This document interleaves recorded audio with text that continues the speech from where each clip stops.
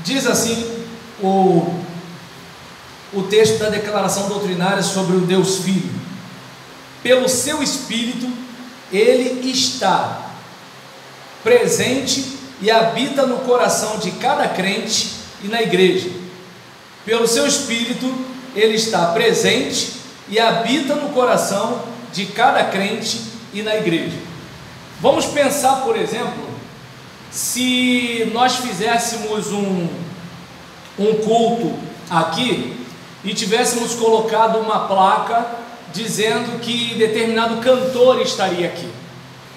Então, olha, nesse sábado, nessa quarta-feira, segunda-feira, terça-feira, qualquer dia, se nós disséssemos, olha, vai vir cantor fulano de tal, a gente teria os membros da igreja, o membro que de repente tivesse dificuldade por causa de tempo, ele ia de repente negociar no banco de hora do trabalho, o afastado ia chorar, né, querendo voltar, o vizinho de outra igreja, que nunca botou o pé aqui, iria entrar aqui, e até os curiosos, porque hoje em dia todo mundo escuta a rádio evangélica, pô, vou lá para ver aquele cantor.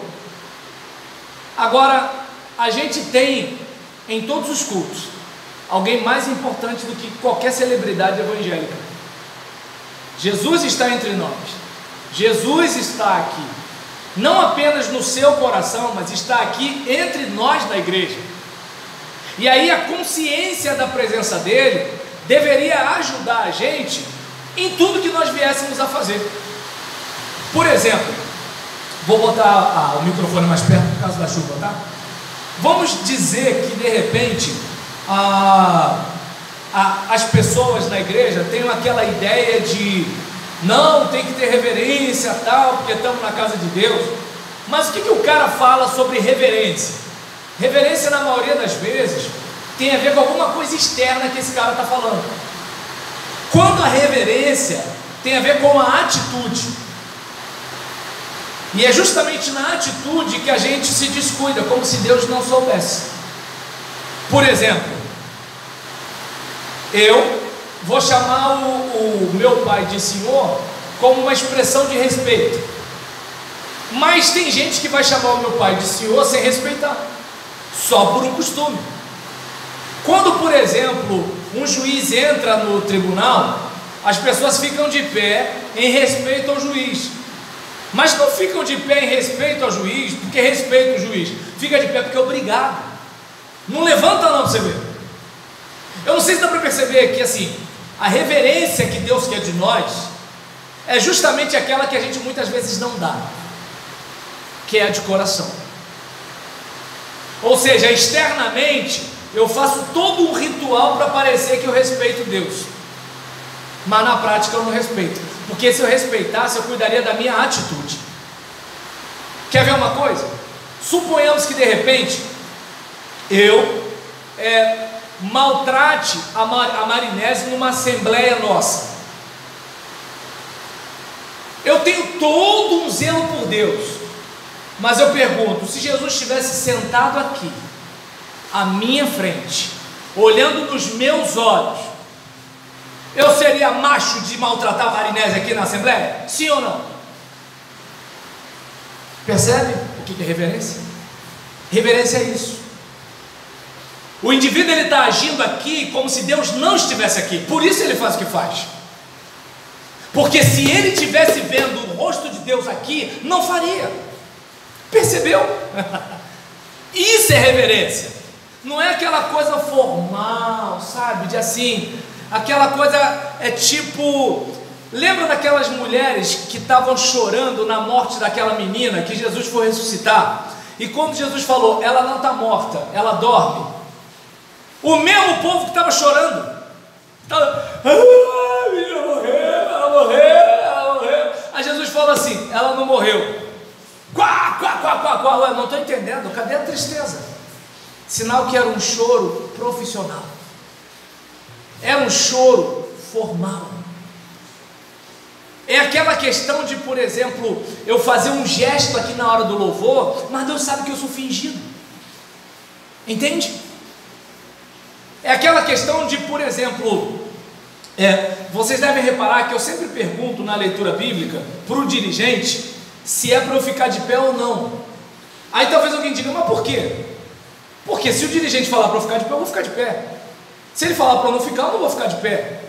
Aí alguém vai dizer, mas e a reverência? Reverência à Bíblia eu tenho quando eu obedeço. Reverência à Bíblia eu tenho quando eu respeito a minha esposa. Reverência eu tenho quando eu respeito você. Reverência eu tenho quando eu dobro meu joelho para orar. Reverência eu tenho quando eu estudo para preparar algo decente para você.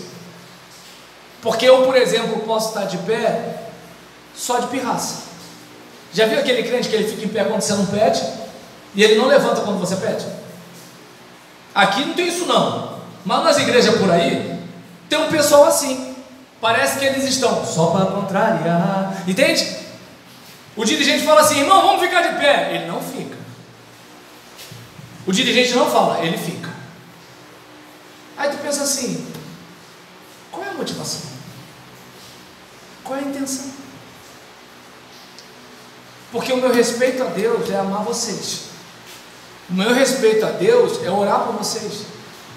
O meu respeito a Deus tem a ver com o seguinte, eu não estou debaixo do tiroteio, mas eu vou orar como se eu tivesse. Eu estou comendo carne e você está comendo ovo, mas eu vou orar por você como se eu estivesse precisando também de comer um pouco de carne. Reverência a Deus tem a ver com eu tratar minha esposa com respeito.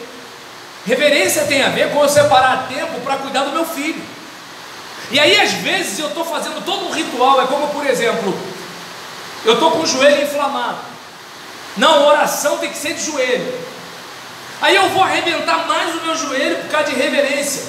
Não, eu simplesmente não quero ser criticado por você, por isso que eu dobrei o joelho, não é por causa de Deus. E Deus sabe que não é por causa dele. Aí alguém vai dizer, peraí, o pastor é contra ficar de pé, o pastor é contra orar de joelho. Porque eu tenho que explicar, porque às vezes tu fala uma coisa e a pessoa escuta a outra. Não é isso. Eu só estou dizendo que, por exemplo, hoje não, né? Hoje elas que estão descontroladas, mas eu já falei que eu sou do tempo que o rapaz é que abordava a menina quando ele queria namorá-la, né? Não sei se vocês lembram até da música do Roberto Carlos, né? Eu sou aquele amante à moda antiga do tipo que ainda manda flores, né? Só não dou flores para a Gisele porque eu perguntei para ela outro dia, o que você prefere, flores ou pizza? Ela, pizza. Eu falei, então tá. Se não, eu daria. Ô Roberto, não fala isso para os outros não, não, tem que explicar. Aí nesse caso, o camarada, ele é assim, ele é apaixonado pela menina, ele dá um buquê de rosa como símbolo do que ele sente. Mas o cara que quer só catar a menina, ele também pode pegar um buquê de rosa e dar para ela ficar assim, como ele é romântico. Gente, pelo amor de Deus, quem é que nunca conheceu um homem que não presta, meu Deus do céu? Só eu que conheci um homem que não presta? A gente sabe, meu Deus do céu. O camarada até catar, ele faz poesia, toca violão, faz serenata, dá buquê de rosa. Depois que ele bebe o leite sem comprar a vaca, sumiu, desapareceu, escafedeu-se. Entende como é que é o negócio? Aí às vezes o camarada quer fazer a mesma coisa com Deus não rola. Não. Deus sabe quando a gente está sendo hipócrita. Deus sabe quando a gente está sendo fingido. Deus sabe quando a gente está com aquela cara de espiritualidade e está de safadeza. Deus sabe. Deus sabe. Então com Deus tem que jogar aberto. Lembra da oração do fariseu e do publicano? Com Deus tem que jogar aberto. Senhor, o Senhor sabe que eu não presto, mas eu quero melhorar. O Senhor sabe que eu não mereço ser pastor da CIB, mas eu te agradeço pela oportunidade que o Senhor está me dando. E por favor, me abençoa. Senhor, o Senhor sabe que a minha esposa merece um marido melhor do que eu, mas eu quero ser o marido que ela merece. Ou seja, aquela consciência da nossa própria maldade. Agora, quando a gente fica naquela de eu sou o último biscoito do pacote, eu sou a Coca-Cola do deserto, eu me amo, entende? Não vem com essa conversa para Deus não, que Deus não está nessa. Então, eu preciso ter a consciência de que Deus está aqui. E essa consciência de que Deus está aqui é que vai me dar temor.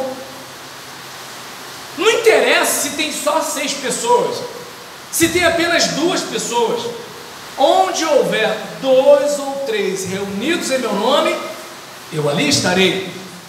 E se tiver um só, aí não é reunido, né, gente? Aí ele está no coração do crente.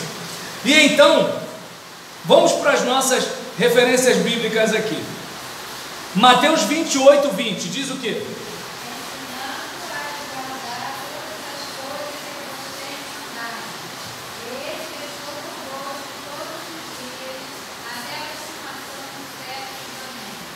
E aí, enquanto eu comento aqui, vai lá para João 14, versículo 16 e 17.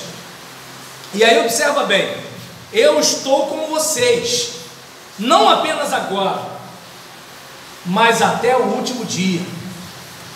Então é importante lembrar que assim, Ele está comigo e com você, até o final. Não, melhor, até depois do final. É quando tem a Rebeca até cantou aqui, agora não sei se foi no domingo. E quando tudo se acabar, estarei seguro, pois sei, me amas. Por isso, prostro-me diante da cruz. Entende? Agora vamos lá. João 14, 16 e 17, diz o que? E eu rogarei ao Pai, e Ele nos dará outro Consolador, para que fique convosco para sempre, o Espírito da verdade, que o mundo não pode receber, porque não o vê, nem o conhece, mas vós o conheceis, porque habitas convosco e estará em vós. Então você percebe que é o seguinte, olha, eu estou indo, mas alguém igual a mim vai ficar aqui com vocês. Jesus presencialmente não teria como estar em todo mundo, entre todos os crentes, mas na presença do Espírito isso pode acontecer, certo? O versículo seguinte, João 15, versículo 26.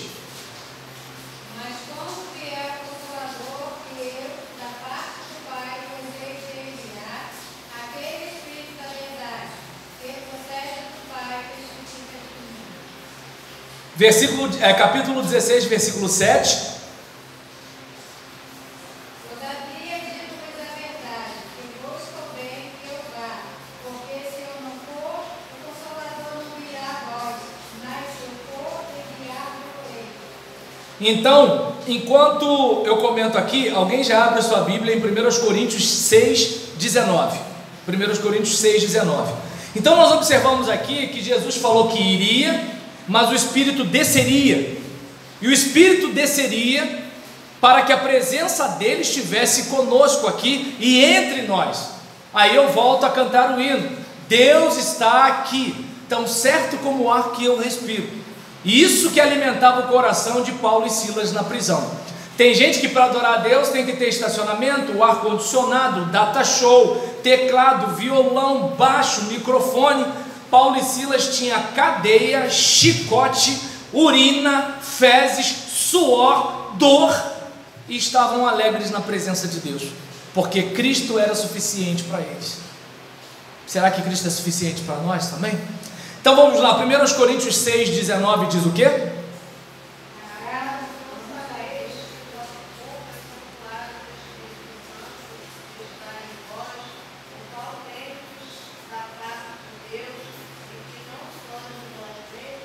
Então eu e você somos um templo vivo, um lugar para a sua morada. Então Ele mora em nós, habita em nós, vive em nós. Então é importante a gente lembrar disso, né? Que assim, é como se Deus quisesse fazer algo e fizesse através da minha vida e da sua.